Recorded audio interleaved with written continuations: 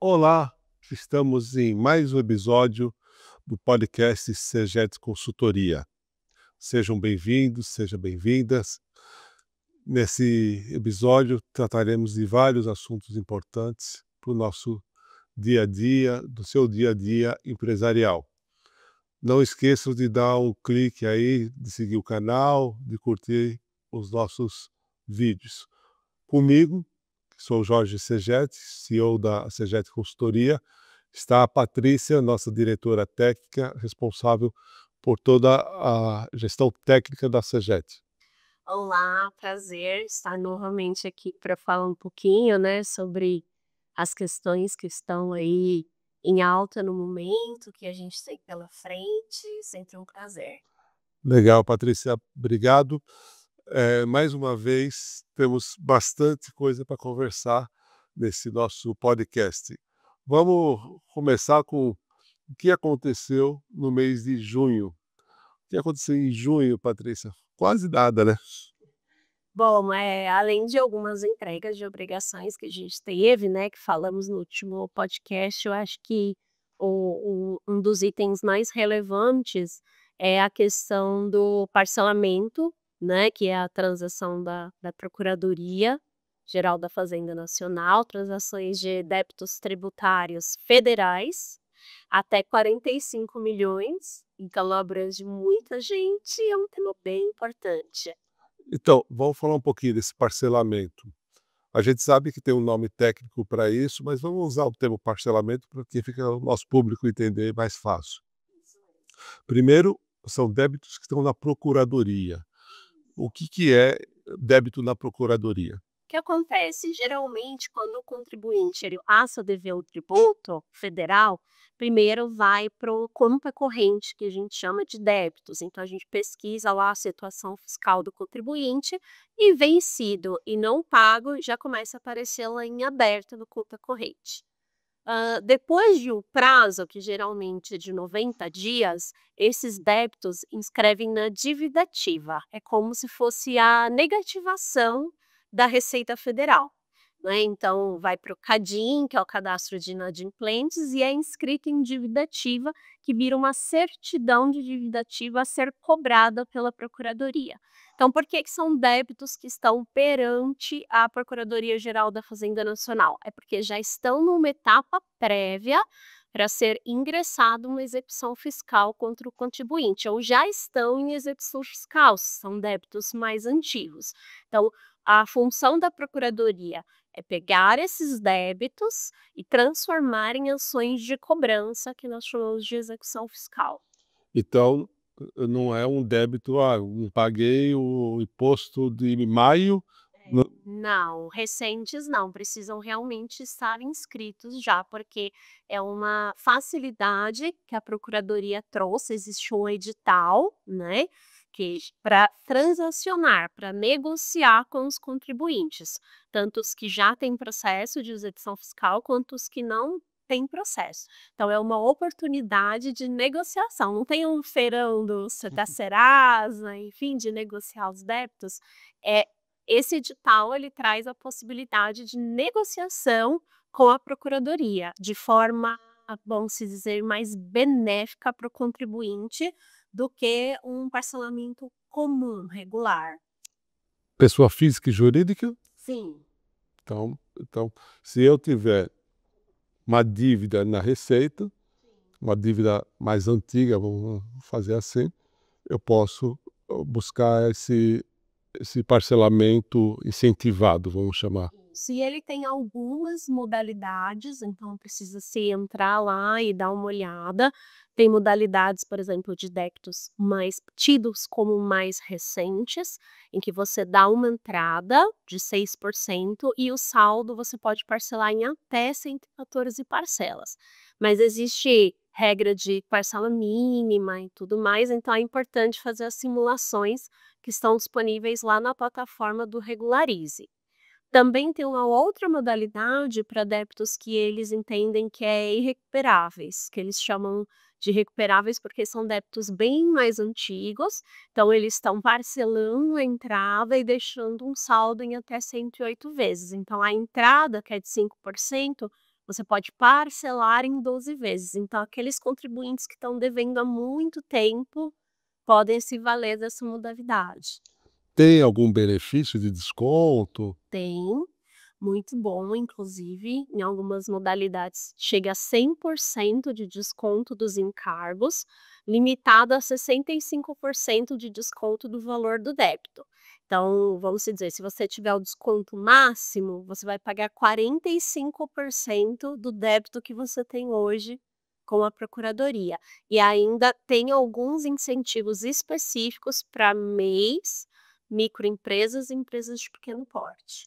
Então, lembrando que a nossa consultoria, caso alguém precise, é só entrar em contato com a gente que podemos fazer esse tipo de simulação. Isso mesmo. Essa foi a boa notícia do mês, né? É claro, né, que tarda. Bom. E com desconto, às vezes ajuda. E, e aquele a história do empréstimo consignado, que também entrou agora no mês de junho e deu bastante dor de cabeça, está dando bastante dor de cabeça. O que você pode falar para a gente? Eu acho que para quem busca o crédito, facilitou em algumas situações, mas para o empresário, para o contador, para o empresário, criou-se uma nova burocracia, né, que é a burocracia de fazer a geração desses dados, informar esses dados e trazer isso para a folha de pagamento. E aí muitas vezes o que acontece é que o contador, ele fica com uma janela muito curta para processar essas informações, né. Então, um exemplo, nós temos aí uma data de liberação para a gente gerar as informações do mês, que é todo dia 25. Mas se porventura a gente tem um colaborador da empresa que vai sair de férias no dia 1º do mês seguinte, a gente precisa fazer o desconto desse consignado nas férias, né, que ele vai estar de férias, mas a obrigação do pagamento do empréstimo continua. Nós temos uma janela muito pequena para liberar esse recibo de férias, já com essas informações, para que haja o pagamento no prazo legal, né, antecipado à saída do colaborador de férias. Quando você fala esse prazo dia 25, só para ficar claro, é o prazo que o governo passa a informação? É o prazo em que libera-se a possibilidade de você informar os consignados no plataforma. Você gera os arquivos para informar e aí, consequentemente, você consegue trazer isso para a folha de pagamento ou para a folha de adiantamento, para as férias, porque é tudo de forma, vamos dizer, integrada. Você não consegue, lançar manualmente um valor fixo por mês do empréstimo, porque tem empréstimos que estão sofrendo encargos, né. A gente teve aí a mudança do IOF, que impactou nas operações de crédito, então nós precisamos ter todo mês aquele valor certinho, que a gente só pode transmitir, indexar, vamos dizer, essas informações a partir do dia 25, e aí consequentemente ficamos com os prazos apertados, principalmente em casos de férias, a partir do 1º dia do mês seguinte. Agora em julho a gente tem muito essa questão das férias, das instituições de educação, né, muitas férias aí de, às vezes Ah, coletivas, mas tem bastante pais que aproveitam para tirar. também para tirar com os filhos, né, férias escolares e tudo mais. Então estamos enfrentando esse desafio, é algo que os contadores vêm pontuando, vêm pedindo auxílio aí dos órgãos de classe, dos sindicatos que representam, né, a nossa entidade, e para que a gente tenha aí uma adequação, né, dessa informação. Tudo que é novo, presume-se que vai dar certo, né, vai dar muito certo, mas só no uso, no dia a dia, que a gente identifica aí os entraves. E nesse caso, consignar para nós, que operamos a folha de pagamento, é esse prazo que está ficando curto para liberar as informações. Eu sei que o Sescom, que como eu estou na diretoria, está fazendo um manifesto, tratando aí com com os canais competentes, vocês têm um grupo de trabalho permanente com a Receita Federal, mas às vezes não depende exatamente do pessoal, ah, da fiscalização, depende muito do sistema e questão bancária também. Fora esse risco do dia 25, tem uma questão lá do limite de 35% de desconto, que Sim, né, o que que acontece? Em alguns casos, nós estamos enfrentando a questão de que as verbas que o funcionário recebe, né, não são suficientes para os descontos que ele tem, né, e aí você não consegue descontar o valor total do consignado por conta dessa limitação que existe. Então, vamos dar um exemplo, ó, o funcionário saiu de férias, mas ele tem faltas a ser descontadas, ele tem pensão alimentícia a ser descontada e ainda o empréstimo consignado a ser descontado, né. E aí com o limitador do percentual que você pode descontar de empréstimo versus recebimento de salário, por vezes você não consegue descontar o empréstimo todo naquele mês, porque você precisa reservar o valor que ele tem a receber. Então isso também é algo que precisa ser identificado e mudado, se vai ter um conta corrente, se a gente vai poder jogar saldo para o mês seguinte. Então toda essa questão prática não foi contemplado, né, na hora que foi trazido esse benefício aos colaboradores, mas essa obrigação aos empresários. Então estamos aí encontrando essas questões práticas de que você não pode ter uma férias negativa, né, para o funcionário. situação.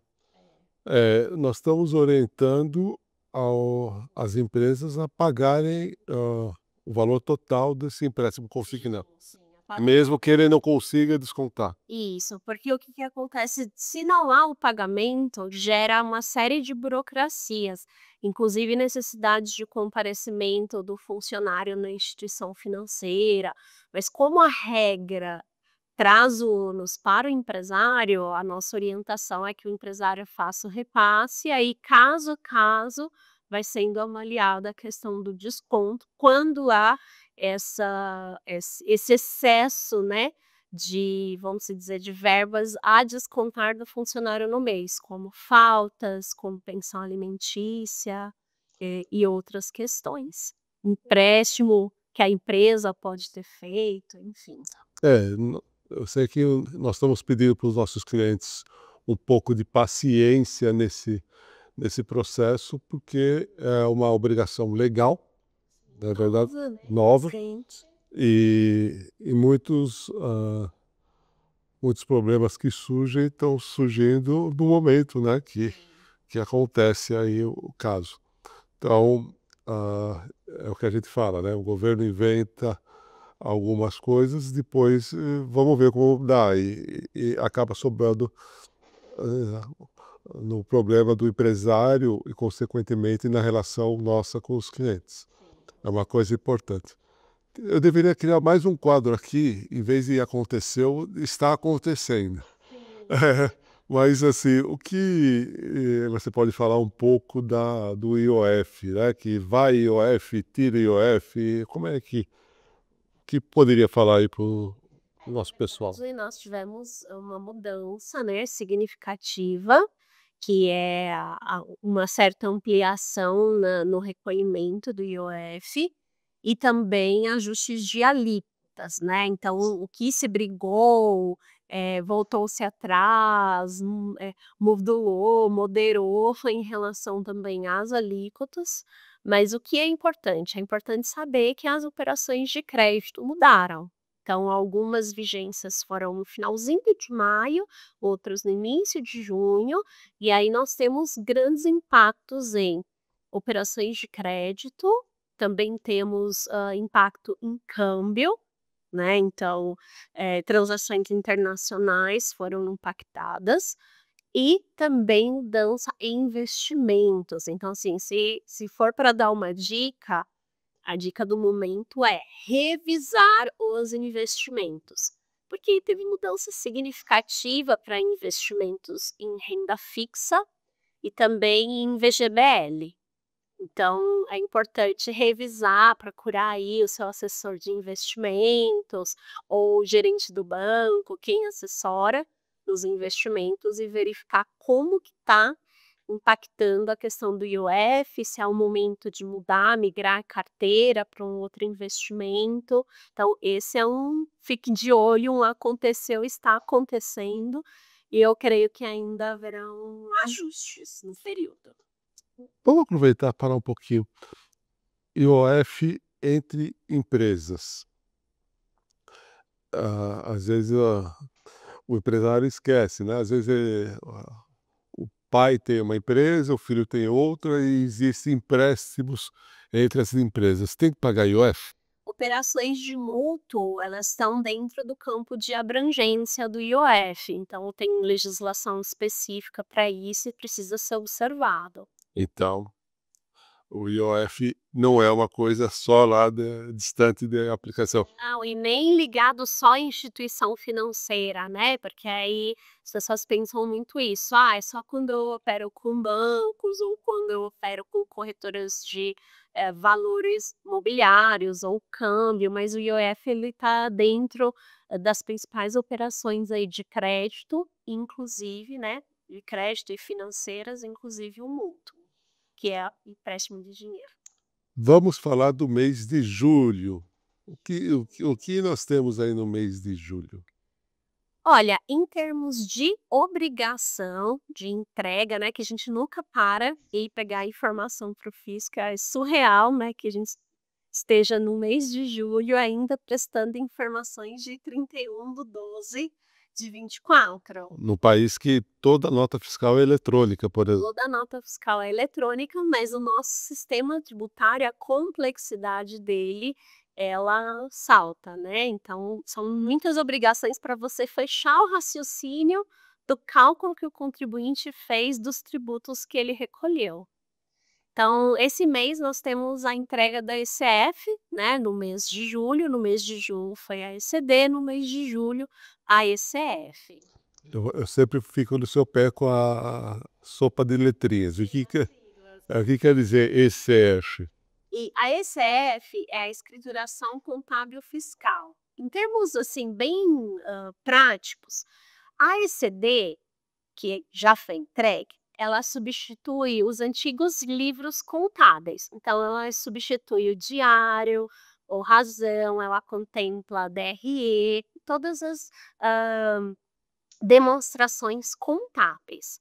Já a ECF, ela está pautada nas questões fiscais envolvendo a contabilidade. Por exemplo, a apuração do imposto de renda da pessoa jurídica e da contribuição social sobre o lucro líquido. Então, ela está pautada não nos livros, na escrituração contábil em si, mas no reflexo na apuração dos tributos. Então, por isso que ela é contábil fiscal. Só Deus na minha vida. É. Mas ela substitui no passado a DIPJ, né, o que a gente tinha no passado. Então, no passado nós tínhamos os livros físicos, foram substituídos pela ECD, e a DIPJ, que foi substituída pela ECERF. A nova geração nem sabe o que é livro físico. É, nem sabe, mas a gente está aqui, né? As brancas não deixam a gente negar que andamos com muitos livros físicos embaixo do braço. Eu sempre brinco, eu não vivi essa época, eu li na Barça. Mas no Google. Nossa, É, no Google era Barça, é. Vamos lá. Você já falou que devemos ficar de olho no IOF, que vai estar aí Sim. no mês a mês. O próprio consignado, acho que é uma questão que ainda vai dar muita conversa. E o que mais que nós temos aí para ficar de olho? E nós temos que ficar de olho numa mudança interessante, né, que agora em julho vai entrar em vigor o novo número de CNPJ, que não é mais número, é alfanumérico.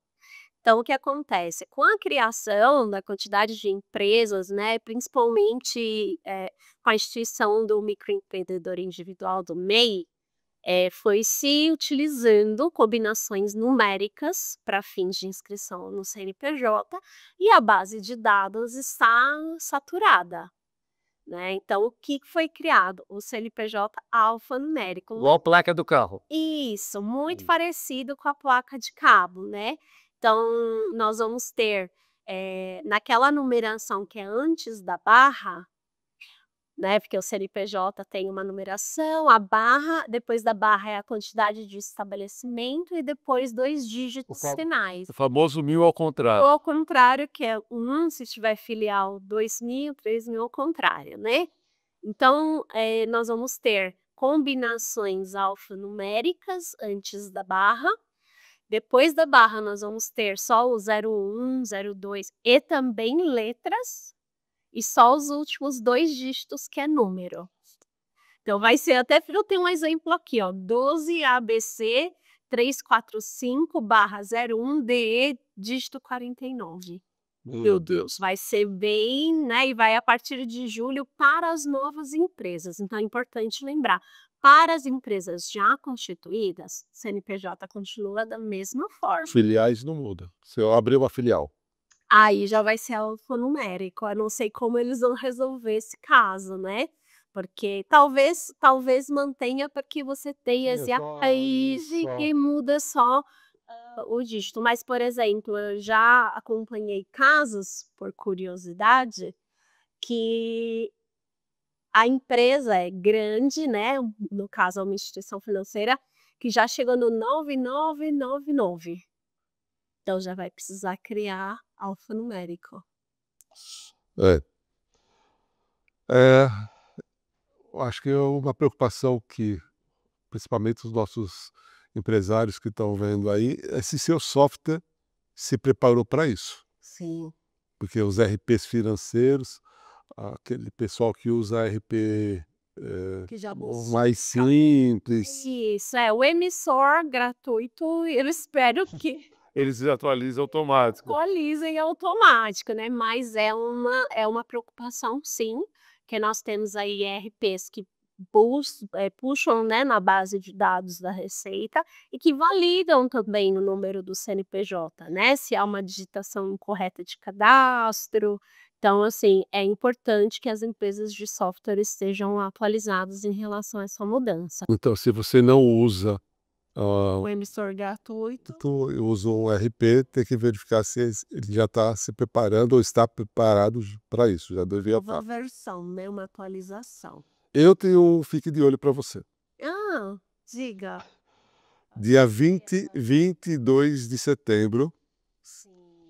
nós vamos mandar o quê para os nossos clientes? Nós vamos fazer o quê para os nossos clientes? Uma nova palestra, né, encontro sobre a reforma tributária, tratando aí dos aspectos mais práticos, né, porque Porque sair até lá, né? Porque tá. sair até lá, espero que até lá a gente já tenha alguma evolução em aspectos práticos, em atualização de softwares, né, porque está previsto, que a gente tenha, como auxiliar os clientes nos aspectos mais práticos, né. Na nossa primeira palestra nós falamos mais sobre os conceitos gerais, para trazer para o empresário, as mudanças principais, para eles entenderem, né, o que impactaria no setor deles, e agora a gente quer trazer aspectos mais práticos, mais do dia a dia, as preocupações imediatas aí, principalmente para 1 de 26, que a gente já tem aí uma boa parte da implementação da reforma.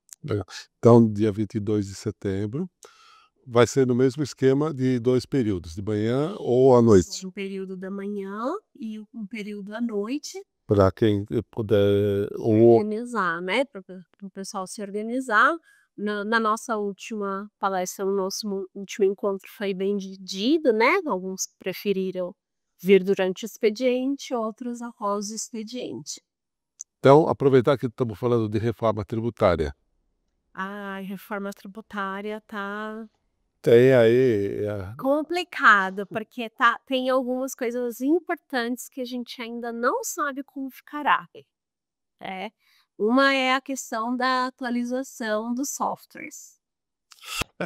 assim, a informação que eu tenho que agora, mês de julho, Julho tem 31 dias, também não sei se vai ser o dia 1º ou no dia 31, mas a ideia é que em julho a Receita solte para as empresas de software um ambiente teste para elas começarem a trabalhar.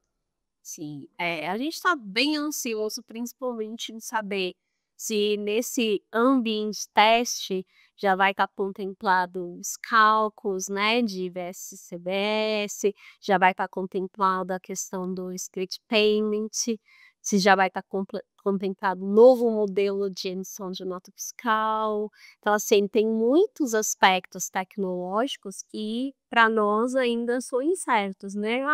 Tudo bem, vai ter o preço mais tributos, né, ou por fora ou por dentro, mas como que isso vai vir dentro do documento fiscal? E para nós ainda mais, né, como vai ser feita essa apuração, esse cálculo?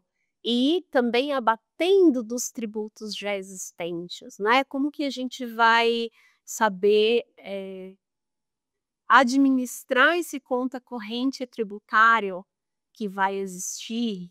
É isso que está sendo discutido naquele PL 108.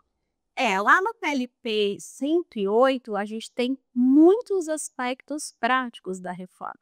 Por quê? A legislação foi aprovada em 16 de janeiro, que é a lei complementar, ela traz os aspectos gerais. Então, como que será a CBS, BS, fato gerador, né, hipótese de incidência, uns aspectos mais gerais, que são aspectos de lei complementar. Esse projeto, ele trata mais dos aspectos práticos, então, comitê gestor do IBS, né, porque lembrando que o IBS ele vai substituir o ICMS e o ISS. Então, nós temos toda uma questão dos estados e dos municípios envolvidos. Então, como que vai ser a repartição da arrecadação, como vai ser essa gestão desse tributo IBS que envolve estados e municípios. Diferente do CBS, que é totalmente federal, nós precisamos saber desta organização, né, para quem vai essa arrecadação, como que vai ser isso dentro do conta corrente tributário do cliente, qual é a guia, tudo isso, né. Então, precisamos tá onde esse PLP? Então ele já passou pela Câmara, está no Senado já faz uns 3 meses. Hoje, atualmente, está na CCJ, que é a Comissão de Constituição e Justiça do Senado, avaliando aspectos constitucionais, legais. Pode sofrer alguma emenda. Então, como regrinha geral, precisa sair da CCJ, entrar em votação no Senado, depois vai para a sanção presidencial, aí se tiver algum veto, alguma mudança, volta para a Câmara. Então, assim, na minha concepção, o prazo está muito apertado, né, se depois das férias, que é julho, eu acho que não sei se vai ter recesso. Então, eu já estava escutando no rádio, né, então essa semana não vai ter sessão, porque é festa junina, né, então nós estamos gravando aqui e os nossos parlamentares estão indo para as festas juninas. Em julho tem o recesso oficial, acho que 15 dias. Se isso for em agosto, setembro, igual diz o brasileiro, não morre de tédio. Sim, mas vai ser tudo, assim, nos 45 do segundo tempo, eh, com uma necessidade muito grande dos contadores se adaptarem o mais rápido possível para poder refletir as informações para os empresários, né. É, e acho que vale a pena nós falarmos também sobre o que o Cefaz, né, a Secretaria de São Paulo, tá, por causa da reforma, está excluindo alguns modelos de nota fiscal. Aquele modelo de nota fiscal papel, que não vai ter mais. Você acredita que existem ainda 4.000 contribuintes do estado de São Paulo que emitem nota fiscal papel? Nossa, eu não imagino. Eu tive uma reunião com alguns fiscais e também tem a questão do SAT, Sim. que também que tem aí até 31 de dezembro. Sim, para usar os Isso. Aí já é mais preocupante. São 20.000 empresas nisso.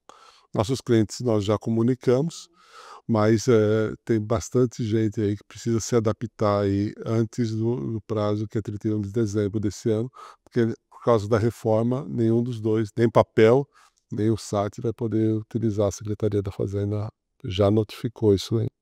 Para quem não acompanhou, nós também fizemos um vídeo específico falando sobre essa questão do SAT, é só procurar lá no nosso canal do YouTube, que está disponível com um pouco mais de detalhamento. Sim, senhora. Estamos chegando na parte que eu acho que eu mais gosto, que é a vida real. Sim. Que história de vida real que você pode contar aí do que aconteceu com os nossos clientes ou com alguém do nosso conhecimento, Patrícia, que você tem aí? Eu acho que é sempre um assunto do momento, né, sempre uma discussão do momento, né, e aqui internamente a gente vem discutindo muito, até também por aspectos futuros da reforma tributária que podem indexar a questão do imposto de renda, né, da pessoa jurídica e consequentemente da física, e a gente fala muito sobre a questão do prolabore, da distribuição de lucros, né, e de quanto é importante conversar com o empresário sobre isso. Mas o case, né, que é vida real, o case é empresário que, hã, não contribuiu ou decidiu contribuir pelo mínimo para o prolabore, durante todo o seu tempo aí de sociedade, e na hora de se aposentar, se queixa porque não vai receber o teto. É mais ou menos eu, de repente 50, De né. repente 50, passa muito rápido o tempo. Acredita que eu pô, essa carinha de novinho aqui, tenho 50 anos. Falta quanto tempo para você se aposentar? Nem me fala, esse daí é um outro problema. É o outro. Mas assim, chega, né, parece que é uma coisa que nunca vai acontecer, mas a idade chega. Chega para todos. Então, o que a gente vem ressaltar e vem conversar sobre é que, nesse caso específico, causou uma surpresa para a pessoa em termos de o quanto eu contribuí, o quanto eu vou receber. Esse é um aspecto que a gente costuma tratar bastante, mas vale a pena reforçar que nós temos aí um teto de contribuição para a Previdência, que hoje por volta de R$ 8.100, e quem desejar se aposentar pelo INSS, precisa estar atento que o Prolabore é a forma do empresário contribuir para a sua previdência e, consequentemente, para ter o benefício de aposentadoria. Então, não adianta não querer ter o custo imediato. E qual é o custo imediato? O custo da contribuição previdenciária, do imposto de renda retido na fonte, e depois se queixar que o benefício da aposentadoria no futuro vai vir num valor reduzido. Então, é importante já manejar. Tem empresários que não acreditam na previdência oficial, no INSS, mas eu sempre costumo dizer que, mesmo não acreditando, é algo que a gente continua vivenciando, né? Então, as empresárias mães continuam recebendo licença maternidade, por exemplo, como um benefício do INSS, pautado nas contribuições que elas fazem, né? E os empresários continuam se aposentando. Então, no momento, o INSS ainda é factível. A aposentadoria, os benefícios, os auxílios estão acontecendo, né? Então, é importante pensar nisso como uma forma realmente de planejamento de aposentadoria aí acumulado com outras fontes de renda futura que o empresário pode ter, né? A questão de imóveis para locação, nós temos aí as holdings que estão cada vez mais sendo constituídas, a previdência privada, mas a previdência oficial ainda é um caminho. E não adianta querer, aos 45 do segundo tempo, aumentar a contribuição. Não adianta, porque assim, antigamente, na nossa época lá atrás, né, os sistemas não estavam informatizados, e aí, para a concessão da aposentadoria, era feito uma média dos últimos 5 anos, né. Tanto que a gente precisava levar muitos documentos à previdência, então levava-se a carteira de trabalho, documentos para poder ter a concessão da aposentadoria, demorava, né, era um caos.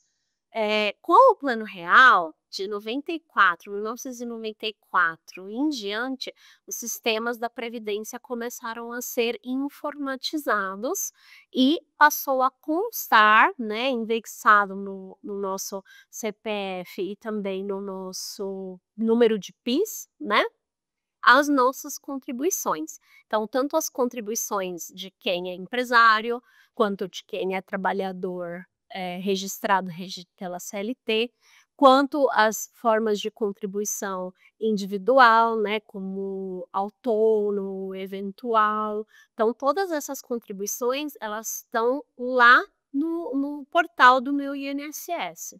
Então, hoje a pessoa consegue inclusive acompanhar mensalmente o quanto que ela está contribuindo.